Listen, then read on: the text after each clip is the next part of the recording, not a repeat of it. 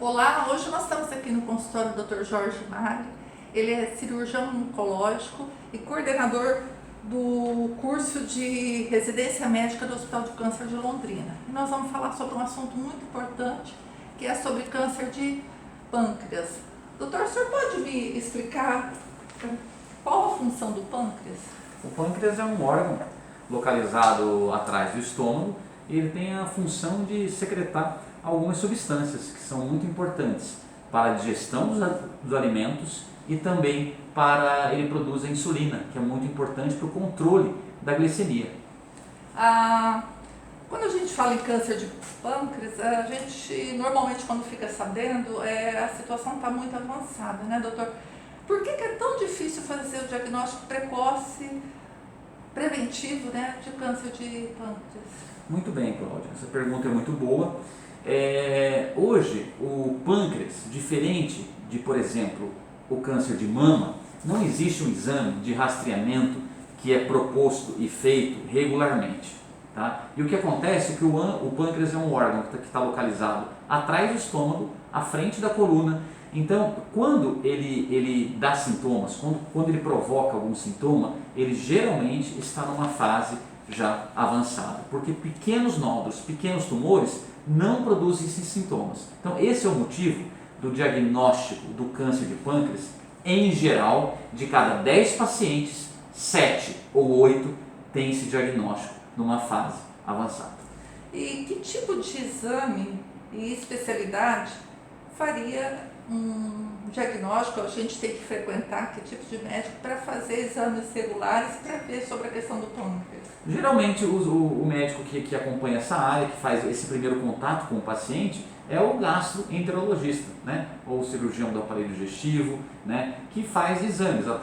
Você pode investigar o pâncreas através do ultrassom de abdômen, que é o exame mais inicial e mais simples possível, e mais profundamente através da tomografia e da ressonância, que são exames mais apurados, que conseguem ver e determinar a presença de um tumor de uma forma mais sensível. E exame de laboratório não daria alteração? Pode dar alteração no exame de laboratório, mas não são indicados nessa fase de investigação e diagnóstico. Tá?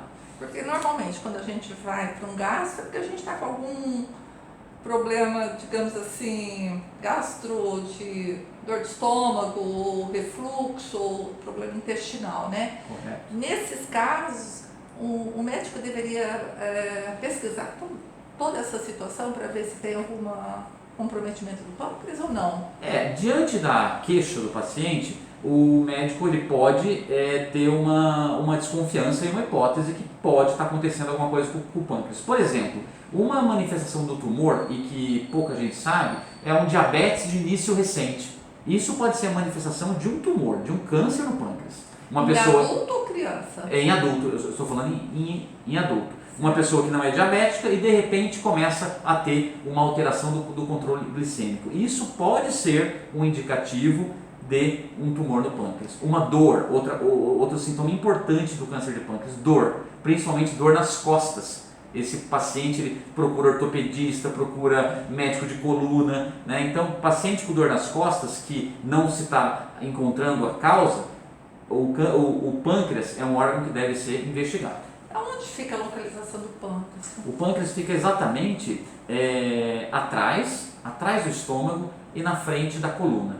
Tá? Ele fica exatamente na parte, em contato com a parede posterior do estômago. É um órgão pequeno? É um órgão pequeno, tá? Que ele fica no abdômen superior, tá? E ele faz contato com o intestino, mais precisamente o duodeno. Doutor, os pacientes diabéticos correm mais risco de ter câncer de pâncreas? Essa pergunta, Cláudia, é muito boa também. O diabetes, ele é considerado um fator de risco para câncer de pâncreas. Certo. Desde que a pessoa não tenha ele, digamos, controlado, é isso? Exatamente, né? Todo diabético, ele acompanha com o seu endocrinologista, ele geralmente faz exames de glicemia, ele tem pelo menos um ultrassom, algum exame de imagem que vê o pâncreas. Então, o diabético que tem um descontrole da sua doença, apesar da medicação, ele deve se atentar para uma possível causa de um tumor de pâncreas. Doutor, e quais são os outros fatores de risco, sem ser a questão hereditária, né? O fator de risco para o câncer de pâncreas não são fatores muito bem ainda estabelecidos, mas existem. Exemplo, a idade, como você já falou, é um deles, o tabagismo, o cigarro. A idade a partir de que fase? A partir dos 60 anos, tá? O tabagismo, álcool, o tabagismo, cigarro, álcool, a ingestão exagerada de bebida alcoólica pode provocar uma coisa chamada pancreatite crônica, que é uma inflamação da glândula do pâncreas. Isso pode ser um fator de risco também de tumor, o diabetes, que a gente já comentou, né? Então, a história familiar, né? Hereditariedade. Então, esses são os principais fatores de risco do câncer de pâncreas. Eu peguei uns dados do Instituto Nacional do Câncer. A diferença é pequena, mas as mulheres, né? Esse dado aqui é de 2015. Mas está uma diferença maior que as mulheres têm mais câncer de pâncreas do que os homens? Existe digamos assim, uma leve predileção, mas não é alguma coisa muito, uma diferença muito grande. Dizer que ser mulher tem um risco maior de ter câncer de pâncreas. Os dados aqui do Atlas, aqueles 4.654 para os homens e 4.800 para a mulher, né? É uma diferença muito pequena, né? E doutor, por que é tão letal a questão do câncer de pâncreas? Essa pergunta está diretamente relacionada à fase do diagnóstico. Tá? Por que a letalidade dessa doença? A resposta é porque a grande maioria, 80% dos casos, eles são diagnosticados numa fase avançada, numa fase que não é possível mais, por exemplo, fazer a cirurgia. Esse é o motivo da letalidade. Certo. Essa semana a gente perdeu um jornalista que é referência para nós todos, que é o Gilberto Dimenstein, né? E ele teve o câncer de pâncreas que, com metástase, né, comprometeu todo o organismo dele, né? Então eu queria saber qual que é o tratamento. Por exemplo, uma pessoa que está com câncer de pâncreas no início, ele já parte para a cirurgia, doutor?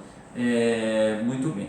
Só falando do Gilberto Dimenstein, teve um câncer de pâncreas, e também lembrando do Steve Jobs, que ele teve também um câncer de pâncreas, um tipo um pouco diferente do Gilberto Dimenstein, mas também um câncer de pâncreas. São sempre muito agressivos, né? Sempre, em geral, são agressivos. O tratamento, voltando à sua pergunta, o principal tratamento do câncer de pâncreas é a cirurgia. Hoje, com a melhora dos tratamentos quimioterápicos, a gente tem também a quimioterapia, que ela pode ser feita em situações que o tumor está muito grande e não é possível operar. Você faz a quimioterapia para reduzir esse tumor e possibilitar a realização da cirurgia. Os principais tratamentos então são cirurgia, quimioterapia e, em casos de exceção, você pode usar a radioterapia. Certo. Uma pessoa vive sem pâncreas, doutor? Cláudia, isso não é desejável, mas é possível. Tem tumores que estão localizados, por exemplo, em vários pontos do órgão. Então você não tem como, porque o ideal é você remover uma parte do órgão e deixar outra parte para que a pessoa tenha uma vida mais próximo do saudável.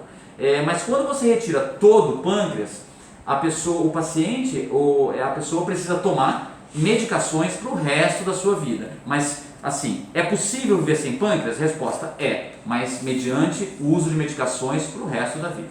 Não existe transplante de pâncreas, né, doutor? Em algumas situações existe sim, tá? Geralmente até eles fazem uma associação de transplante de pâncreas com transplante de rim, mas transplante de ilhotas existe, tá? Mas é uma modalidade que não é para todo caso. Tá? E não é para toda situação, tá? É mais em situações de falência do órgão, né, que leva a um diabetes descontrolado, enfim. Tá? E criança tem câncer de próstata, de próstata, desculpa, de pâncreas? De pâncreas.